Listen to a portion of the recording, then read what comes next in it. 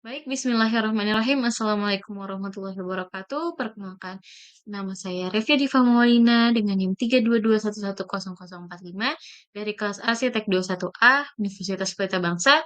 Di sini saya akan mempresentasikan studio perancangan 4 saya dengan tema bangunan bentang lebar dengan judul Perancangan Masjid Al-Fatah di Cikarang Pusat dengan konsep arsitektur klasik modern. Nah, Masjid di Cikarang Pusat ini merupakan masjid yang terletak di kawasan kota industri yang didominasi oleh warga lokal maupun pendatang, yang biasanya didominasi oleh karyawan maupun para pelajar. Kemudian selain itu, Kabupaten Bekasi juga memiliki visi sebagai kabupaten yang islami. Jadi, salah satu bangunan yang mencolok perhatian dari Cikarang ini yaitu salah satunya adalah Masjid Besar Al-Fatah. Nah, masjid ini memiliki fungsi sosial selain dari sebagai tempat peribadahan, yaitu dengan plaza atau halaman yang luas, masjid ini dapat digunakan sebagai tempat kegiatan ekonomi seperti bazar, tempat acara keislaman, kemudian juga bisa dilengkapi dengan kios-kios UMKM. Nah, masjid ini menggunakan konsep klasik yang dapat digunakan sebagai tempat wisata religi bagi masyarakat pendatang maupun masyarakat sekitar.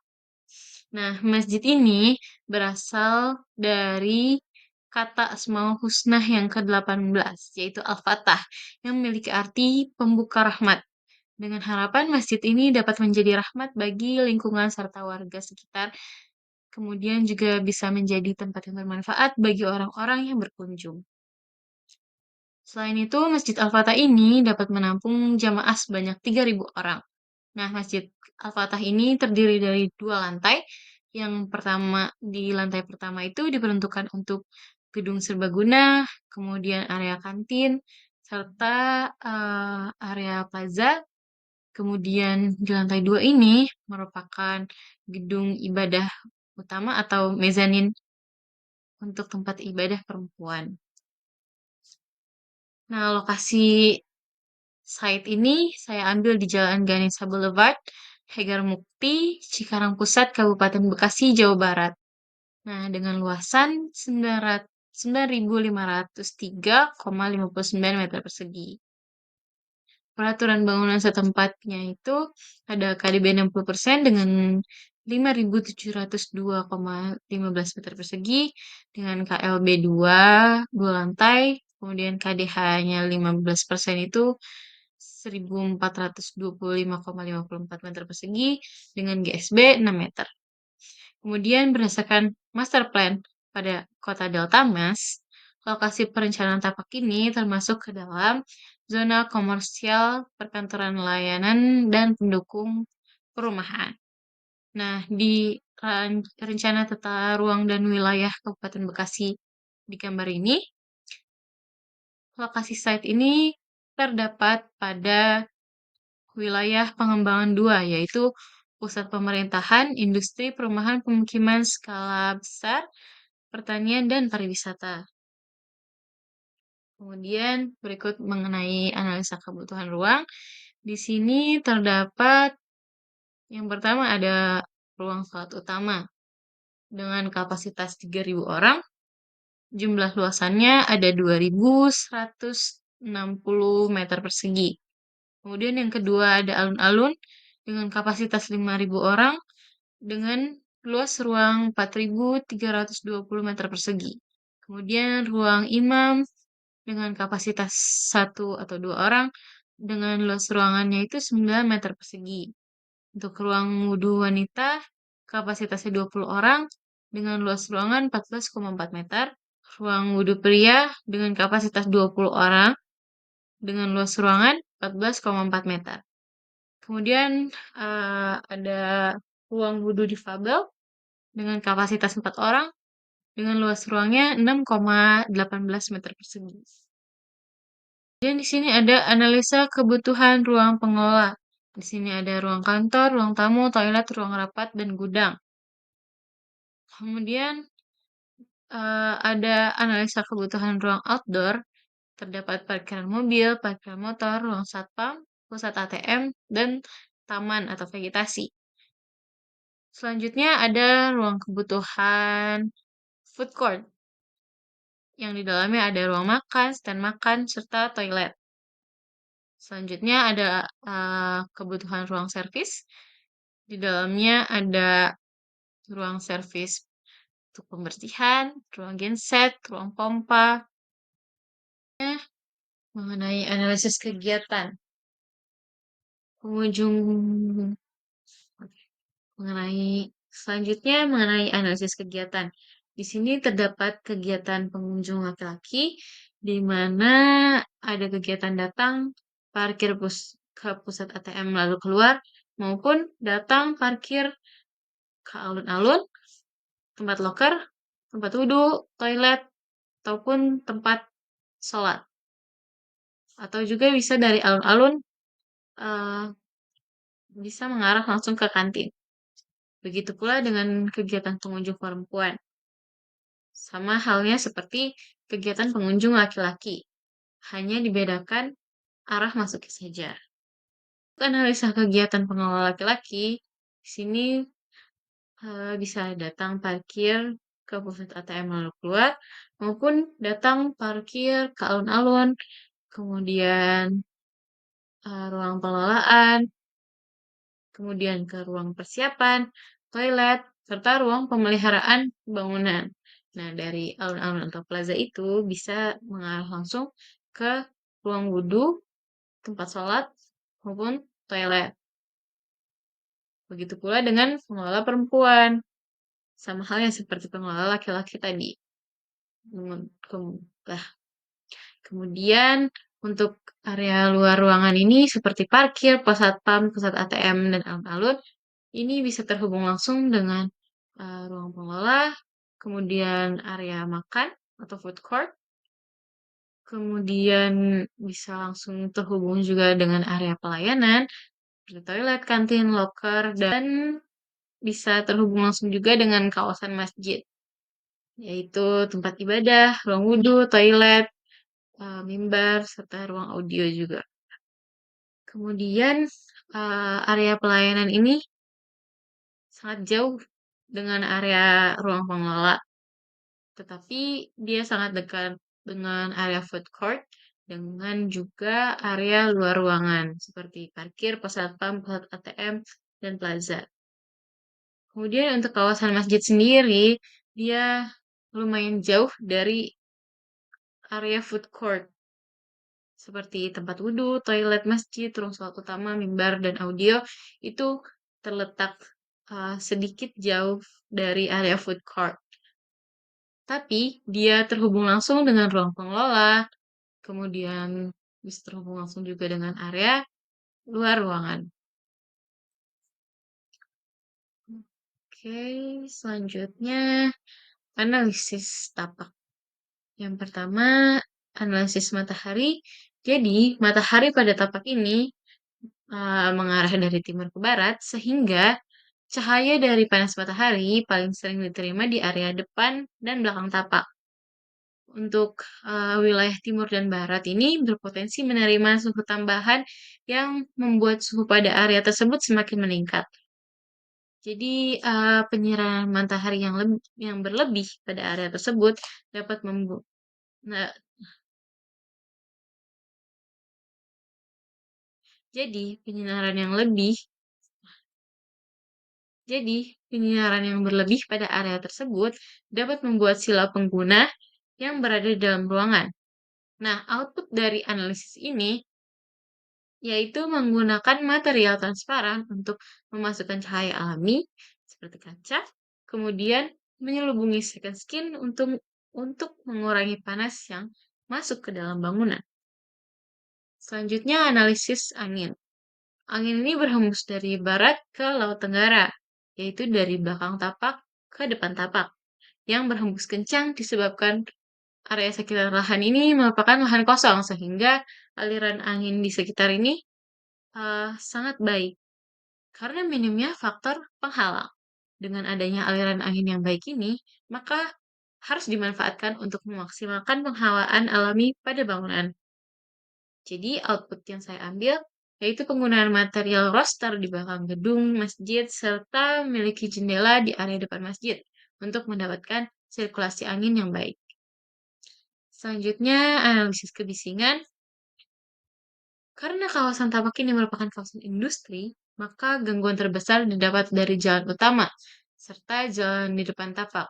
Seperti yang terlihat pada gambar ini, jadi di depan tapak ini merupakan suatu bangunan mal yang besar yang berpotensi menjadi penghasil gangguan yang besar. Nah, di area merah ini merupakan area gangguan yang tinggi, di mana dapat digunakan sebagai area publik serta pintu masuk utama. Kemudian di area yang kuning ini terdapat kawasan gangguan yang agak rendah dapat digunakan sebagai kawasan semi private. Kemudian di area yang berwarna abu-abu ini merupakan daerah gangguan yang rendah yang dapat digunakan sebagai daerah ibadah utama. Nah, outputnya ini tata letak area publik diletakkan jauh dari area jalan raya yang penuh dengan gangguan. Atau bisa dibilang area publik ini diletakkan pada area belakang atau dekat dengan zoning abu-abu ini. Selanjutnya, analisis view. Nah, untuk pemandangan dari bangunan keluar gedung, yaitu di depan gedung ini terdapat bangunan mall yang besar, yaitu Ayan Mall. Di samping kiri bangunan terdapat jalan raya, di kanan bangunan juga terdapat lahan kosong serta danau yang dapat menjadi pemandangan dari bangunan ke arah luar. Jadi untuk outputnya akan dibuatkan balkon untuk pengunjung menikmati pemandangan dari atas, untuk menikmati pemandangan ke arah kanan ataupun ke arah depan. Serta juga dapat memanjakan mata dengan pemandangan bangunan yang dipenuhi oleh vegetasi. Selanjutnya, analisis iya. Selanjutnya, analisis aksesibilitas, yaitu pada kemudian analisis aksesibilitas, di mana pada tapak garis yang berwarna merah ini merupakan jalan masuk ke area masjid. Sedangkan yang warna hijau ini merupakan akses keluar dari area masjid. Nah, output dari analisis aksesibilitas ini, jadi menaruh, saya menaruh akses masuk di, jadi saya meletakkan akses masuk ini pada garis yang berwarna merah, kemudian untuk akses keluarnya ini pada garis yang berwarna hijau. Nah, seperti gambar 3 dimensi di samping ini. Oke, selanjutnya analisis zoning ruang. Di lantai 1 terdapat ruang sholat utama, food court, plaza, kemudian area parkir, ATM, kemudian area pos satpam, serta area ruang servis. Di mana pada lantai 1 ini, ruang publiknya hanya terdapat pada ruang sholat utama, ruang parkir, food court, plaza, serta vegetasi dan pusat ATM.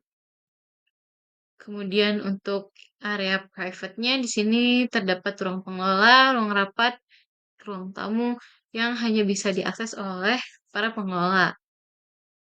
Kemudian untuk layanannya di sini terdapat room service di sebelah parkiran motor.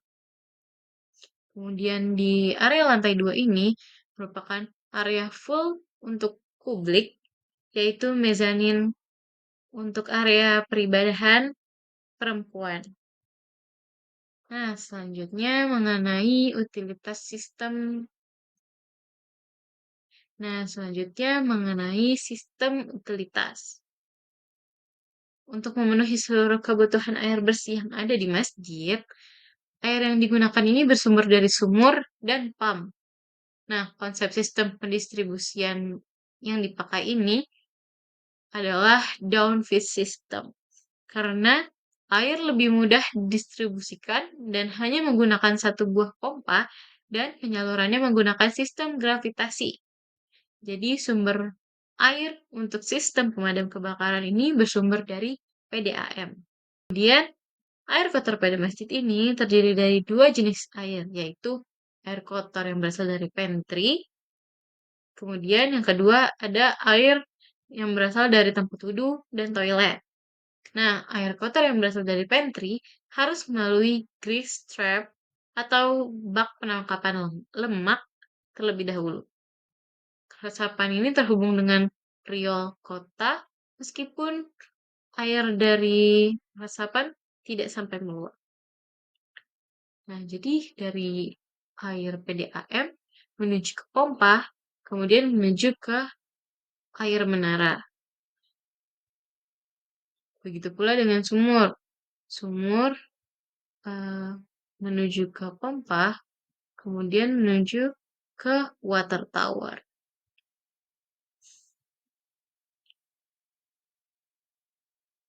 Kemudian sistem jaringan kotoran yang berasal dari lavatory didistribusikan langsung ke dalam septic tank. Letak septic tank ini sebisa mungkin dekat dengan lavatory.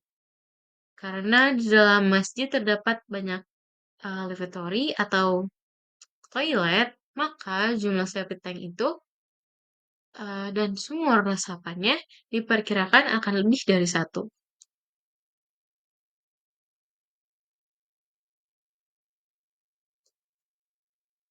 Oke, selanjutnya mengenai analisa bentuk bangunan. Oke, selanjutnya mengenai analisa bentuk bangunan. Di sini saya menggunakan bentuk dasar yaitu balok yang kemudian disatukan dengan balok lain dan juga setengah lingkaran. Nah, akhirnya menjadi gubahan massa yang seperti ini. Nah, selanjutnya mengenai analisis struktur bangunan, struktur yang saya pakai. Selanjutnya mengenai analisis struktur bangunan, struktur yang saya pakai yaitu struktur rangka linear. Bisa dilihat di sini, sistem yang bekerja itu berkaitan dengan elemen vertikal dan horizontal yang masing-masing mempunyai gaya yang disalurkan kepada bagian dasarnya. Jadi mempunyai kestabilan yang dapat menggunakan pengikat di bagian dasar elemen. Nah, rangka linear ini biasanya dipakai oleh masjid menggunakan lattice dome atau kubah kisi-kisi. Nah, material bangunan yang saya pakai, yang pertama ada beton, kemudian marmer lantai untuk full lantai bangunan masjid, kemudian kaca tempered untuk bagian jendela dan dinding, kemudian besi, baja ringan, aluminium, serta sandstone untuk area parkiran. Oke, selanjutnya untuk studi presiden yang saya ambil ada dua. Yang pertama ada Grand Mosque Sheikh Zayed, Uni Emirat Arab. Dan yang kedua ini ada Masjid Agung Jawa Tengah. Nah, yang pertama Grand Mosque Sheikh Zayed, Uni Emirat Arab ini berukuran sekitar 290 kali 420 meter. Jadi luasnya, oke. Selanjutnya studi presiden. Di sini saya mengambil dua studi presiden. Yang pertama ada Grand Mosque Sheikh Zayed Uni Emirat Arab yang mempunyai luas lebih dari 12 hektar atau 30 hektar. Apa sih ini? Apa sih 12 hektar, 30 hektar tidak termasuk bagian luar?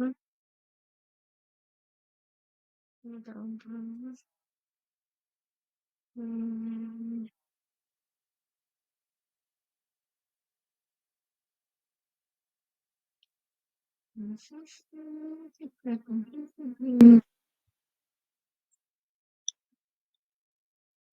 Lanjut. Oke, selanjutnya di sini ada studi presiden yang saya ambil ada dua, yaitu yang pertama ada Masjid Besar Sheikh Zayed Uni Emirat Arab dan yang kedua adalah Masjid Agung Jawa Tengah. Nah, yang pertama Masjid Sheikh Zayed Uni Emirat Arab ini eee, memiliki luas sekitar 30 hektar. Nah, itu belum termasuk bagian luarnya. Kemudian penataan taman dan parkir kendaraan sumbu utama bangunan ini diputar sekitar 12 derajat selatan barat sebenarnya. Nah, masjid ini membangun struktur yang akan menyatukan keragaman budaya dunia Islam dengan nilai-nilai arsitektur dan seni historis serta modern. Kapasitas masjid ini lebih dari 41.000 pengunjung. Yang unik dari Masjid Syekh Zayed ini, dia terdapat 82 kubah dengan 7 ukuran berbeda. Jadi tinggi kubah yang luar itu 85 meter, dengan diameter kubahnya itu 32,2 meter. Selanjutnya di sini yang kedua ada Masjid Agung Jawa Tengah, di mana masjid ini merupakan gaya arsitektur campuran Jawa Islam dan Romawi. Nah, bangunan utama masjid ini beratap limas, yaitu khas bangunan Jawa.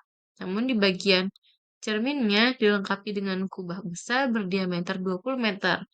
Kemudian ditambah lagi dengan 4 menara masing-masing setinggi 62 meter di tiap penjuru atapnya sebagai bentuk bangunan masjid universal Islam. Dilengkapi juga dengan menara masjid setinggi 99 meter. Kemudian gaya Romawinya ini terlihat dari bangunan 25 pilar di pelataran masjidnya. Nah, pilar-pilar ini bergaya kolosium Romawi dengan dekorasi kaligrafi yang indah yang menyimbolkan 25 nabi dan rasul. Di gerbang itu juga terdapat tulisan 2 kalimat syahadat. Kemudian pada bidang datar itu terdapat tulisan huruf Arab Melayu yang berbunyi Sucining Guno Gapuraning Gusti. Selanjutnya di sini ada denah dan denah lokasi ya, se- seperti yang saya jabarkan tadi. Di lantai utama ini terdapat food court, plaza, ruang pengelola, ruang rapat, ruang tamu. Kemudian di sini ada ruang toilet, loker, serta ruang wudhu. Kemudian ruang marbot atau kemudian ruang marbot, ruang audio, serta mimbar dan juga ruang sholat utama di mana dipakai untuk tempat ibadah utama. Iyalah. Kemudian di lantai 2 ini hanya terdapat mezanin dan ruang peribadahan untuk para jamaah wanita. Selanjutnya di sini terdapat tampak dan potongan dari masjid. Bisa dilihat ya. Jadi masjid ini berbentuk persegi panjang dan dengan kubah yang bulat. Nah, ini merupakan gambar 3 dimensi dari masjidnya.